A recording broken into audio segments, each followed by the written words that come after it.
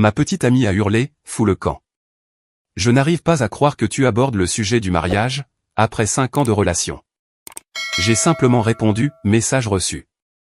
Ensuite, j'ai déménagé pendant qu'elle était à son cours de yoga, et j'ai laissé l'écrin de la bague totalement vide, avec un mot expliquant où était passé le diamant à 15 000 €. Son appel de panique a commencé ainsi. Message original, moi, un homme de 31 ans, j'étais en couple avec ma copine depuis 5 ans et 2 mois. Nous avons vécu ensemble pendant 3 de ces années. Je payais 70% du loyer, car je gagnais mieux ma vie. Je pensais que nous construisions quelque chose de solide. Apparemment, j'étais le seul à bâtir cet avenir. Il y a 2 mois, j'ai décidé qu'il était temps. Le cap des 5 ans me semblait être le bon moment. Nous avions déjà parlé de notre futur, mais toujours en des termes assez vagues. Des enfants un jour, peut-être l'achat d'une maison, ce genre de choses. Elle ne semblait jamais s'y opposer, elle restait simplement évasive. Je m'étais donc mis en tête qu'elle attendait que je fasse le premier pas, pour officialiser notre engagement. Alors, j'ai acheté une bague. Un diamant ovale de 1,8 carat, monté sur un anneau en platine, pour un total de 15 200 € après taxe. J'avais économisé pendant plus d'1 an, sur un compte bancaire séparé dont elle ignorait totalement l'existence. Je l'avais choisi moi-même, après de longs mois de recherche. J'étais vraiment fier de ce bijou. J'avais prévu de faire ma demande le jour de notre anniversaire, qui tombait 3 semaines plus tard. Cependant, je voulais d'abord que nous ayons une vraie discussion. Vous savez, pour m'assurer que nous étions sur la même longueur d'onde, concernant le calendrier, nos attentes respectives, et toutes ces considérations d'adultes. Je ne voulais surtout pas la prendre au dépourvu avec une demande surprise, si jamais elle avait des craintes qu'il nous fallait d'abord dissiper. Grosse erreur. Monumentale, même. Nous préparions le dîner ensemble, un dimanche soir. Elle coupait des légumes, tandis que je m'occupais des pâtes. L'ambiance était détendue, très confortable. J'ai pensé que c'était l'instant idéal, pour amener le sujet en douceur. Et, j'ai pas mal réfléchi à nous deux ces derniers temps, à notre avenir, ai-je commencé. Je voulais savoir comment tu vois la suite des choses, comme le mariage par exemple. Elle a lentement posé son couteau. À en juger par l'expression de son visage, on aurait dit que je venais de suggérer d'adopter un puma sauvage. Le mariage? Ouais. Je veux dire, ça fait 5 ans que nous sommes ensemble. Je t'aime. Je me suis dit qu'on devrait en discuter. Tu es sérieux, là, tout de suite, a-t-elle lâché. J'étais confus. Eh bien, oui. J'ai pensé que ce serait une bonne idée d'en parler. Sors de là. J'ai littéralement fait un pas en arrière. Quoi? Je n'arrive pas à croire que tu mettes le mariage sur le tapis après 5 ans, comme si c'était une sorte de date butoir. Comme si je te devais quelque chose. C'est exactement le genre de pression que je redoutais. Tu essaies de me piéger. Te piéger? Je voulais juste qu'on en discute. Aïe. J'ai besoin d'espace. Je ne peux même pas te regarder en ce moment. Elle tremblait. Elle tremblait pour de vrai. Comme si je l'avais menacée, au lieu d'essayer de parler de son avenir. J'ai tenté de la calmer, en lui demandant ce que j'avais fait de mal. Elle répétait en boucle qu'elle avait besoin d'espace. Que je l'étouffais. Qu'elle n'arrivait pas à croire que je lui impose ça, après tout ce qui s'était passé. Après tout ce qui s'était passé. Après 5 ans où j'ai payé la majeure partie des factures, planifié toutes nos vacances, cuisiné la majorité de nos repas, et été son cavalier à chaque événement de sa famille, alors qu'elle n'était même pas prête à rencontrer mes propres parents. J'ai dormi sur le canapé, cette nuit-là. Elle n'est pas sortie de la chambre avant midi, le lendemain. Quand elle a fini par se lever, elle a agi comme si rien ne s'était produit. Elle s'est préparé un café, a fait défiler l'écran de son téléphone, et m'a ignoré de bout en bout. J'ai demandé si nous pouvions revenir sur ce qui s'était passé. Il n'y a rien à dire, a-t-elle tranché. J'ai un peu surréagi, mais tu dois comprendre que le mariage n'est pas un sujet dont je suis prête à discuter. Quand je serai prête, je te le ferai savoir. D'ici là, laisse tomber. Laissez tomber. 5 ans de vie commune, et j'étais censé oublier ça. Attendre indéfiniment qu'elle décide si, oui ou non, j'étais digne d'un véritable engagement.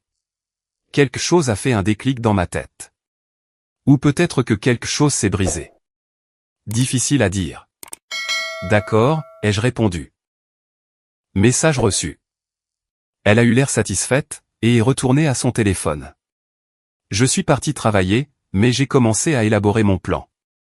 Voyez-vous, voici ce que j'ai réalisé à cet instant précis. Elle n'avait pas peur de l'engagement. Elle avait peur de s'engager avec moi. Il y a une énorme différence. Elle voulait profiter de tous les avantages de notre relation, le soutien financier, la stabilité, la compagnie, sans jamais avoir à officialiser les choses. J'étais une solution d'attente, quelqu'un d'assez bien pour la cohabitation, mais pas assez pour le mariage. J'ai passé la semaine suivante à me comporter normalement. Aller au travail, rentrer à la maison, préparer le dîner ensemble. Elle était d'humeur joyeuse, maintenant que j'avais abandonné le sujet. Elle se montrait même affectueuse, comme on récompense un chien pour avoir enfin assimilé un ordre. Pendant ce temps, je mettais discrètement mes affaires en ordre. J'ai trouvé un appartement, avec un bail au mois, disponible immédiatement.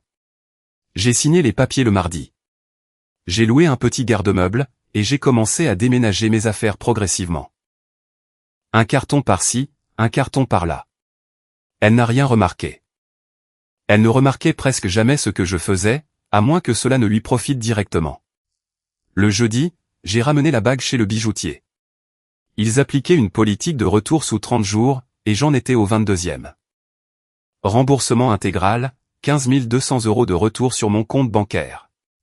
Le samedi matin, elle est partie pour son cours de yoga habituel, une séance intense de 90 minutes. Elle y allait chaque samedi, depuis 3 ans. Je disposais donc d'une fenêtre de tir fiable. Dès l'instant où sa voiture a quitté l'allée, j'ai agi vite. J'avais déjà emballé la plupart de mes biens essentiels tout au long de la semaine, mes livres, mes vêtements, mes appareils électroniques, ainsi que mes documents importants. De toute façon, les gros meubles lui appartenaient. Elle avait tenu à tout acheter elle-même lors de notre aménagement, car elle avait des goûts très précis. Cela m'arrangeait bien, aujourd'hui. Il m'a fallu 45 minutes pour vider tout ce qui était à moi. L'appartement semblait presque intact. Elle ne s'en rendrait probablement pas compte avant des heures, mais j'avais tout de même laissé quelque chose derrière moi. Sur le plan de travail de la cuisine, j'ai déposé l'écrin de la bague. La boîte était vide. À l'intérieur, j'y ai glissé un mot. Tu m'as demandé de laisser tomber, alors c'est ce que j'ai fait. La bague avec laquelle j'allais te demander en mariage a été retournée. Les 15 200 € vont servir à payer la caution. Et le premier mois de loyer de mon nouvel appartement. Merci de m'avoir fait comprendre clairement quelle était ma place, après 5 ans. Je ne te contacterai plus. S'il te plaît, ne me contacte pas non plus. C'est terminé entre nous. J'ai jeté un dernier coup d'œil autour de moi, j'ai posé ma clé sur le comptoir à côté de la boîte, et je suis sorti. J'ai éteint mon téléphone pendant 3 heures. Quand je l'ai rallumé, j'avais 23 appels manqués, et 41 SMS. Les premiers textos étaient marqués par l'incompréhension. Où es-tu? Pourquoi tes affaires ont disparu? C'est quoi cette boîte? Puis, elle a trouvé mon mot. Appelle-moi tout de suite. Tu plaisantes, n'est-ce pas? C'est une sorte de blague de très mauvais goût. Tu ne peux pas partir comme ça. Il faut qu'on en discute comme des adultes. Je n'arrive pas à croire que tu me fasses ça, après tout ce que j'ai fait pour toi. Les messages vocaux étaient pires. Elle pleurait, hurlait, exigeait que je revienne immédiatement, me traitait de lâche, pour ensuite changer de ton et me supplier de simplement lui parler. Je n'ai répondu à rien de tout cela. Sa mère a commencé à m'envoyer des textos, vers 18 h. Apparemment, mon ex l'avait appelée dans un état d'hystérie. Les messages de sa mère étaient particulièrement intéressants. Tu dois l'appeler immédiatement. Elle est anéantie. J'ignore ce qui s'est passé entre vous deux, mais l'abandonner n'est pas la solution. Elle m'avait confié que tu allais faire ta demande. Elle était folle de joie. Je ne comprends pas pourquoi tu pars de cette façon. Attendez une seconde. Elle avait dit à sa mère que j'allais la demander en mariage, et qu'elle en était ravie. Pourtant, quand j'ai abordé le sujet, elle m'a hurlé de dégager. Mais en coulisses, elle racontait à sa famille qu'elle attendait cette proposition avec impatience. J'ai répondu au message de sa mère, vous a-t-elle dit ce qu'elle m'a répondu, quand j'ai essayé de lui parler de mariage? Posez-lui la question, et ensuite, vous déciderez qui a abandonné qui. Je n'ai jamais reçu de réponse. Je ferai une mise à jour si la situation dégénère. Pour l'instant, je suis assis seul dans mon nouvel appartement, en train de manger une pizza à même la boîte. Ça fait bizarre. C'est très silencieux. Mais honnêtement, le poids qui s'est envolé de mes épaules est incroyable. Mise à jour 1, une semaine plus tard. Alors, les choses ont dérapé. Quelle surprise. Tout d'abord, merci à tous ceux qui ont commenté ma première publication. Le soutien a été immense. Beaucoup d'entre vous ont demandé pourquoi je n'avais pas simplement rompu avec elle de façon classique, au lieu de partir pendant son absence. C'est une question légitime. Honnêtement, je savais que si j'essayais de le faire face à face, elle m'aurait manipulé pour que je reste. Elle aurait pleuré, présenté des excuses, promis que les choses allaient changer, et je serais tombé dans le panneau, comme à chaque fois que nous avions un conflit sérieux. La seule façon pour moi de vraiment partir, c'était de disparaître. Maintenant, passons au chaos. Jour 2. Ma copine, ou plutôt mon ex-copine désormais, s'est pointée sur mon lieu de travail. Elle est entrée dans le hall d'accueil, et a dit à la réceptionniste qu'elle devait me voir de toute urgence. Une urgence familiale, a-t-elle prétendu. Ma réceptionniste m'a appelé, l'air inquiète. Je suis descendu, et elle était là, l'air complètement ravagé. Les yeux gonflés, les cheveux en bataille, portant le même pantalon de yoga que samedi dernier. Il faut qu'on parle. Il n'y a rien à dire. Tu ne peux pas décider ça tout seul. J'ai aussi mon mot à dire. Tu as eu 5 ans pour avoir ton mot à dire. C'est fini. Elle s'est mise à pleurer, en plein milieu du hall. Quelques collègues sont passés par là, et nous ont dévisagés. Elle m'a attrapé le bras. Je t'en supplie. J'ai fait une erreur. J'avais peur. Je ne pensais pas un mot de ce que j'ai dit. Je t'aime. Je veux t'épouser.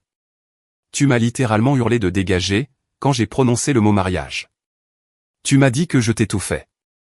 Que j'essayais de te piéger. J'avais passé une mauvaise journée. Tu m'as prise au dépourvu. Ce n'est pas ce que je ressens vraiment. C'est exactement ce que tu ressens. Tu ne t'attendais juste pas à ce qu'il y ait des conséquences. Elle a rapidement changé de stratégie. D'accord. D'accord. Tu veux connaître la vérité? Je comptais te demander en mariage, pour notre anniversaire. J'avais tout organisé. Tu as tout gâché, en abordant le sujet trop tôt. Je l'ai fixé dans les yeux. Tu allais me demander en mariage. Oui. Avec quelle bague? Silence. Tu n'as pas de bague. J'allais en acheter une.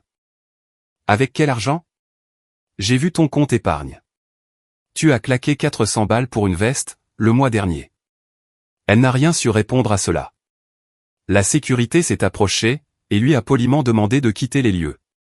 Elle m'a balancé quelques insultes, en sortant. Mon patron m'a pris à part un peu plus tard, pour me demander si tout allait bien. Je lui ai fait un résumé très bref. Il s'est montré compréhensif, mais m'a suggéré de garder mes drames personnels en dehors du bureau. C'était de bonne guerre. Jour 4. L'offensive des amis communs a débuté. J'ai reçu des messages de 3 personnes différentes que nous connaissions tous les deux, avec plus ou moins le même discours. J'ai appris ce qui s'est passé. Tu ne penses pas que tu y vas un peu fort? Elle t'aime vraiment. Vous avez peut-être juste besoin d'une thérapie de couple. J'ai posé la même question à chacun d'entre eux, est-ce qu'elle vous a raconté ce qu'elle m'a répondu, quand je lui ai parlé de mariage? 2 d'entre eux ont avoué qu'elle leur avait dit que je l'avais forcée à avoir une conversation pour laquelle elle n'était pas prête, et que j'étais émotionnellement manipulateur depuis des mois. Le 3e m'a carrément admis qu'elle m'avait décrit comme étant contrôlant et jaloux, tout au long de notre relation. Contrôlant. Jaloux. Moi. Le mec qui n'arrivait même pas à la convaincre de rencontrer ses propres parents. J'ai rétabli la vérité avec eux tous. Je leur ai expliqué exactement ce qui s'était passé. Comment elle m'avait hurlé dessus. Comment elle avait confié à sa mère qu'elle attendait une demande en mariage, tout en me disant en face que je l'étouffais. Comment j'avais payé 70% de nos factures pendant 3 ans, pendant qu'elle s'achetait des vêtements de marque et se plaignait d'être fauchée. 2 d'entre eux n'ont plus donné signe de vie. Le troisième a déclaré qu'elle ne voulait pas prendre parti, et qu'il y a toujours deux versions dans une histoire. Super. Un ami en moins, je suppose. Jour 6. Elle m'a envoyé un texto, exigeant de récupérer ses affaires. Je n'avais pris aucune de ses affaires. Littéralement rien d'autre que mes propres possessions. Mais visiblement, certaines choses que je considérais comme miennes étaient en réalité à nous, dans son esprit. Ma PlayStation, mon robot pâtissier, la machine à café que j'avais achetée avec mon propre argent, avant même que nous n'emménagions ensemble. J'ai répondu, tout ce que j'ai pris m'appartient. Si tu penses que j'ai quelque chose à toi, sois spécifique. Elle a énuméré ses réclamations. La PlayStation, que j'avais achetée 2 ans plus tôt, facture à l'appui. Le mixeur KitchenAid, un cadeau de ma propre mère. Cette jolie couverture, que je possédais depuis l'université. La poêle en fonte, que j'avais carrément héritée de ma grand-mère. Ah attendez, non. Elle avait décrété qu'on ne prenait pas les héritages de famille. Laissez-moi corriger ça, la poêle que j'avais dénichée dans une friperie, 3 ans avant notre rencontre. J'ai répondu avec une photo de la facture de la console, à mon nom, et je lui ai intimé l'ordre de cesser de me contacter. Elle n'a bien sûr pas arrêté. Jour 7. Son père m'a appelé. J'avais rencontré cet homme exactement 2 fois, en 5 ans. Un grand gaillard intimidant. Il n'avait jamais semblé m'apprécier beaucoup. Pourtant, soudainement, il voulait avoir une discussion d'homme à homme. Écoute fiston, je sais que ma fille peut être difficile, mais tu as pris un engagement, en emménageant avec elle. On ne tourne pas le dos à ça du jour au lendemain.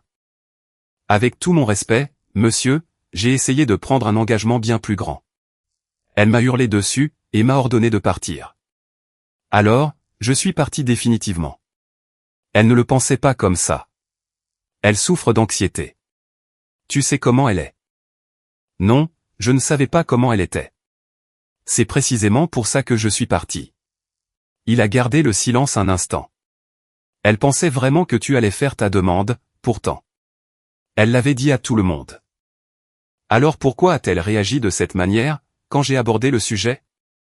Je ne sais pas, fiston. Ça ne regarde que vous deux. Il n'y a plus de nous deux, monsieur. S'il vous plaît, ne m'appelez plus. J'ai raccroché.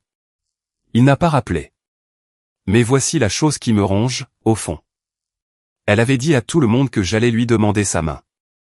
À sa mère, à ses amis. Apparemment, toute sa famille était au courant. Elle s'attendait à recevoir une bague. Pourtant, quand j'ai voulu avoir une discussion sincère sur le mariage, même pas faire la demande en elle-même, juste en discuter, elle a explosé. Elle m'a dit que je l'étouffais. Que je tentais de l'emprisonner. Il n'y a qu'une seule explication logique. Elle voulait la demande en mariage, la bague, la cérémonie, tout le tralala. Mais elle voulait que cela se passe selon ses propres termes. Quand elle l'aurait décidé. Le simple fait que je prenne l'initiative de la conversation signifiait que je ne suivais pas son scénario, et c'était inacceptable à ses yeux. Certaines personnes ne veulent pas d'un partenaire de vie. Elles veulent simplement un membre du public, pour assister au spectacle qu'elle dirige. J'en ai fini de faire de la figuration dans son spectacle. D'autres mises à jour suivront probablement. Elle n'est pas du genre à abandonner si facilement. Mise à jour 2 semaines plus tard. Ce sera ma dernière mise à jour, car j'en ai vraiment fini avec cette histoire, et j'ai besoin de clore ce chapitre. Laissez-moi vous résumer les derniers événements. La 2e semaine a commencé par une nouvelle approche de mon ex, la tournée des excuses. Elle m'a envoyé un long, très long email, détaillant tout ce dont elle s'excusait. Les cris, sa réaction excessive, le manque de communication. Elle a reconnu qu'elle avait eu peur de ses propres sentiments, et que sa phobie de l'engagement découlait d'un traumatisme d'enfance, qu'elle n'avait jamais réglé. Elle a conclu son message par « Je sais que je ne mérite pas de seconde chance, mais je te la demande quand même. J'irai en thérapie. Je rencontrerai tes parents. Je ferai tout ce qu'il faudra. J'étais prête à passer ma vie avec toi. Je ne savais juste pas comment te l'exprimer. » Pendant environ 30 secondes, j'y ai presque cru. Puis, je me suis rappelé qu'elle avait eu 5 ans pour me l'exprimer. 5 ans pour me le prouver.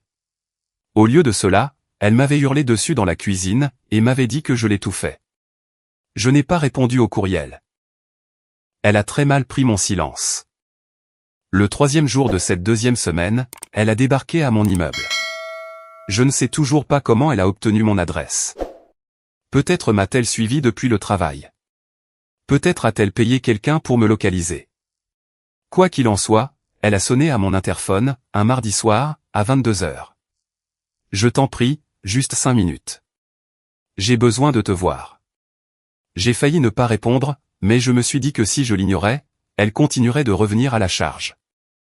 Je suis descendu dans le hall, sans la laisser monter chez moi. Elle semblait différente, beaucoup plus apprêtée que la dernière fois. Maquillage complet, jolie tenue, comme si elle se rendait à un rencard. Est-ce qu'on peut s'il te plaît parler en face à face, comme des adultes? Tu as 5 minutes. Elle a pris une grande inspiration. Je sais que j'ai tout gâché. Je sais que ce que j'ai dit était horrible, mais tu dois comprendre mon point de vue. Je me suis senti prise au piège. Je n'étais pas prête pour cette conversation. Tu avais pourtant dit à ta famille que j'allais faire ma demande. Tu t'y attendais. Elle a cligné des yeux. C'est différent. Je m'attendais à une vraie demande, pas à une discussion sur le mariage.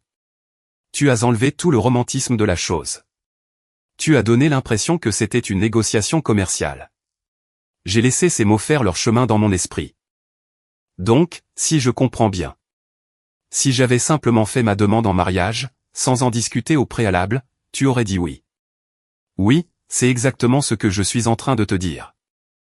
Mais quand j'ai essayé d'en parler, juste pour m'assurer que nous étions sur la même longueur d'onde, avant d'engager 15 000 € dans une bague et le reste de ma vie avec toi, ça, c'était étouffant. Elle a ouvert la bouche, puis l'a refermée. Tu ne voulais pas d'un partenaire, ai-je continué.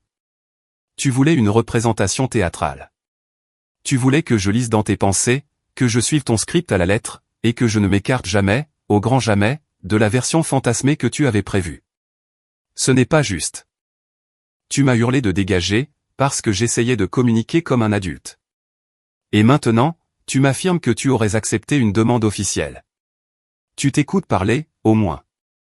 Elle a commencé à pleurer. De vraies larmes, cette fois, pas des larmes de manipulation. À force, j'avais appris à faire la différence. Je ne sais pas ce qui cloche chez moi, a-t-elle murmuré. Je ne sais pas pourquoi je réagis comme ça. Je veux juste. Je t'aime. Je t'ai toujours aimé. Je n'ai juste pas su trouver les bons mots. L'espace d'un instant, j'ai presque ressenti de la pitié pour elle. Puis, elle a enchaîné avec « Alors, est-ce qu'on peut tout recommencer à zéro? Oublier tout ce qui s'est passé. Je te laisserai même faire ta demande à nouveau. Mais de la bonne manière, cette fois. Elle me laisserait faire ma demande à nouveau. De la bonne manière. C'est terminé entre nous. S'il te plaît, ne reviens plus jamais ici. J'ai tourné les talons, et je suis rentré. Elle est restée plantée dans le hall pendant quelques minutes, avant de finalement s'en aller.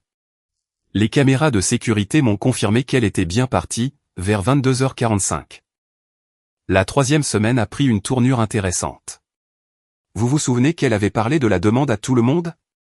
Il s'avère qu'elle ne l'avait pas seulement dit à sa famille et à ses amis, mais aussi à ses collègues, à son patron, et à toute sa famille élargie. Elle avait pratiquement organisé toute une campagne d'annonces, pour le jour J. Quand il est devenu évident que je ne reviendrais pas, elle a dû expliquer à tous ces gens pourquoi la demande n'avait jamais eu lieu, et pourquoi son petit ami depuis 5 ans avait soudainement plié bagage. D'après ce qui m'est revenu aux oreilles, merci aux connaissances communes qui ont la langue bien pendue, son récit a évolué à plusieurs reprises. Version numéro 1, j'avais des problèmes d'engagement, et j'avais paniqué. Version numéro 2, je fréquentais quelqu'un d'autre, ce qui était faux. Version numéro 3, j'étais émotionnellement violent, et elle avait enfin réussi à s'échapper, ce qui était encore plus faux. Le problème, quand on ment à autant de gens, c'est que les versions finissent par se contredire. Différentes personnes ont entendu différentes histoires. Inévitablement, certains ont commencé à comparer leurs notes. La cousine de mon ex m'a contacté sur les réseaux sociaux. Nous ne nous étions croisés qu'une seule fois, lors d'une fête de fin d'année. Elle voulait savoir ce qui s'était réellement passé, car elle recevait 3 versions différentes de la part des membres de sa famille. Je lui ai raconté la stricte vérité, simplement et clairement. Sa réaction a été « Ouais, ça lui ressemble beaucoup plus. Je suis désolé. Apparemment, je n'étais pas la première victime de mon ex. Son petit ami de l'université avait également rompu avec elle de façon abrupte. La légende familiale disait que c'était lui, le problème. Aujourd'hui, sa cousine n'en était plus si sûre. Je ne sais pas ce qui s'est passé ensuite. J'ai cessé de suivre l'affaire, je l'ai bloquée sur absolument tous les réseaux, et j'ai changé de numéro de téléphone, car elle demandait à ses amis de m'écrire depuis leur propre portable. Cela fait maintenant 2 mois que je suis dans mon nouvel appartement, toujours avec un bail mensuel, car je ne sais pas encore où je veux m'installer à long terme. Le travail se passe bien. Ma vie est paisible. Je mentirais si je disais que je ne pense jamais à elle. 5 ans, c'est long. Il y a eu de bons moments, beaucoup même. Mais ces beaux souvenirs n'effacent en rien l'incompatibilité fondamentale, qui a éclaté au grand jour dans cette cuisine. Elle ne voulait pas d'une vraie conversation. Elle ne voulait pas d'un partenaire capable de communiquer. Elle voulait un accessoire, pour embellir son propre conte de faits personnels. Quelqu'un qui jouerait son rôle sur commande, sans jamais poser de questions. Je ne suis pas cet homme-là. Je ne l'ai jamais été. Je ne m'en étais simplement pas rendu compte, jusqu'à ce qu'elle pousse le bouchon trop loin, la semaine dernière. J'ai reçu un tout dernier texto provenant d'un numéro inconnu. C'était évidemment elle, utilisant le téléphone d'un autre. Tu vas le regretter. Tu vas réaliser ce que tu as perdu. Et quand tu reviendras en rampant, je ne serai plus là. Je n'ai pas répondu, mais j'ai esquissé un léger sourire. Car voici la vérité. Je sais déjà ce que j'ai perdu. 5 années avec quelqu'un qui était incapable de dire je t'aime sans y poser de conditions. Quelqu'un qui voulait le mariage, mais pas la vie de couple qui va avec. Quelqu'un qui explosait de rage quand j'essayais de communiquer, pour ensuite me reprocher de ne pas avoir lu dans ses pensées. J'ai perdu un fantasme. La réalité n'a jamais été celle que je m'imaginais. Les 15 200 € ont payé ma caution, mon premier mois de loyer, et de nouveaux meubles. Je me suis fait une installation plutôt sympa, d'ailleurs. Rien d'extravagant, mais c'est mon univers à moi. Quant à l'écrin de la bague que j'avais laissé derrière moi, il paraît qu'elle l'a gardé. Sa cousine m'a mentionné qu'il trône toujours sur sa commode. J'ignore pourquoi. Peut-être comme un rappel de ce qu'elle a perdu. Peut-être espère-t-elle qu'un jour, je viendrai le remplir à nouveau.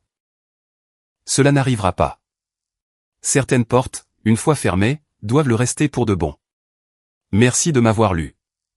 Prenez soin de vous. Et si jamais quelqu'un vous hurle dessus parce que vous essayez de communiquer, croyez-le sur parole. C'est sa véritable nature.